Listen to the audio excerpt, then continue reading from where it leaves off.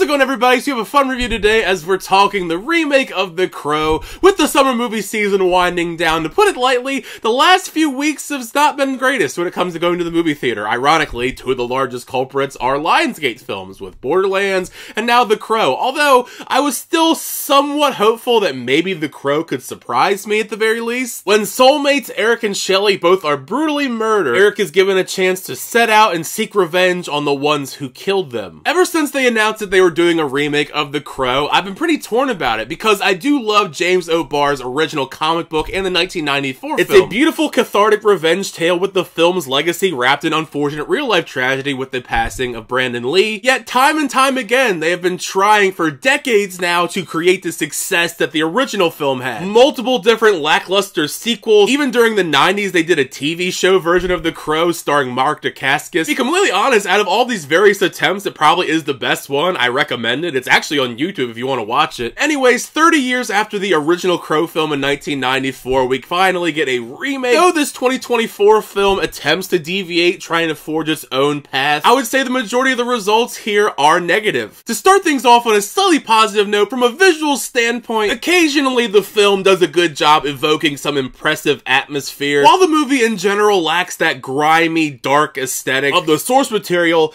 there's at least a couple of set pieces in the second and third act that capture a darker, gloomy essence once Eric accepts his fate and becomes the Crow. Once Eric's journey of revenge begins, I had a lot of fun with the action sequences, a large part in the fact that they're pretty hardcore with the blood and gore effects, particularly when Eric goes to the opera house. That set piece alone was probably my favorite of the entire movie. I'm always hyped when a movie has good usage of swords, and Eric does use a sword in this, so that's a little bit of brownie points bias, whatever you want to call it. The only major problem, though, is this movie has a sheer lack of exciting sequences. What I'm saying is, if you have seen the trailer to this movie, you've pretty much seen the most exciting parts of the film. Both of the really exciting parts of the movie are front and center in the trailers and the clips that they released not too long ago, which is incredibly annoying in the culture that we have going on where trailers give so much away, and the trailer for this movie gives away essentially the best action sequences, so there's not really a point in getting excited if you've seen the trailers.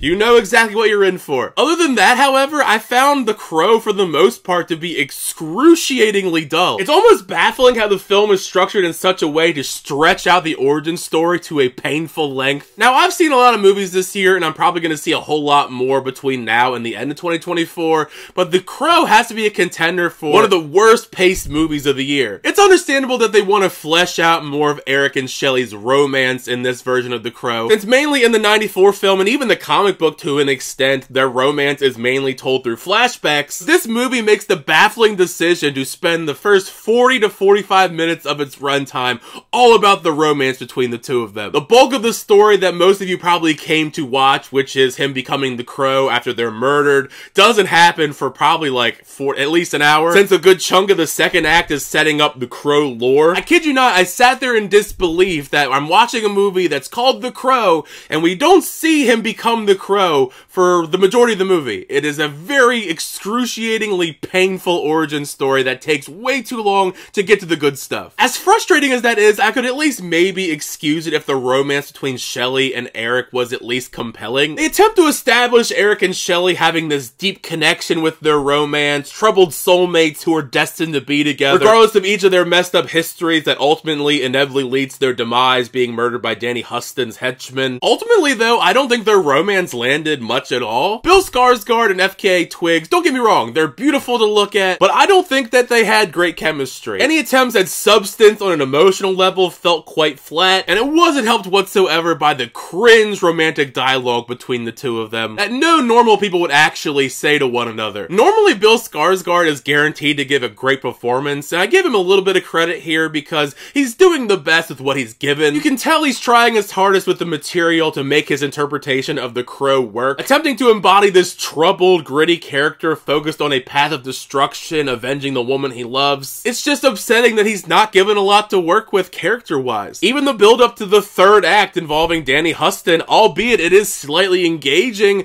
in large part, it's very forgettable, which is the best way I could describe the overall journey we go on with Eric in this. And that's besides the fact that I genuinely just do not like the design they went with for this version of The Crow. Overall, aesthetically, I don't don't think it works in action. Nothing about this feels like The Crow to me. Bill Skarsgård having the iconic look, I don't think would have saved the movie by any means, but I think it would have definitely helped a little bit. Much like with the makeup, it's a shame how much of the darkness and gothic nature to the story was sucked out of this version. It lacks a lot of the heart. There aren't as many scenes in this that pull on your emotions like the 1994 film. Even the soundtrack here is far worse. That 94 film had one of the best movie soundtracks as far as who was on it. I don't know exactly who this film is for. If you're a hardcore fan of The Crow and you do watch the movie, you're not gonna like it whatsoever. So all that's left is a bland, soulless retread of a story that's already been told in a much better fashion in the 1994 film. If it wasn't obvious at this point, I think you should just watch the 1994 film instead. It is a far better film. Shockingly, this remake probably isn't the worst Crow movie just because some of those sequels, the bar gets pretty low. It's certainly one of those movies I could see a group of people enjoying in the right setting. However, I certainly wouldn't recommend going and paying money to see this in theaters, unless you're a big Bill Skarsgård fan and you like seeing him shirtless, because you're gonna get plenty of that here. But now I've heard my thoughts on The Crow 2024. What'd you think of the film? Did you like the film? Did you not like the film? Show your thoughts down below, because the fun is that conversation with you guys in the comment section. Thank you guys, as always, for checking out videos. I always do appreciate it. Make sure you like on the video and also subscribe to the channel to update reviews, reactions, unboxings, and more. Till next time, I'll see you guys later.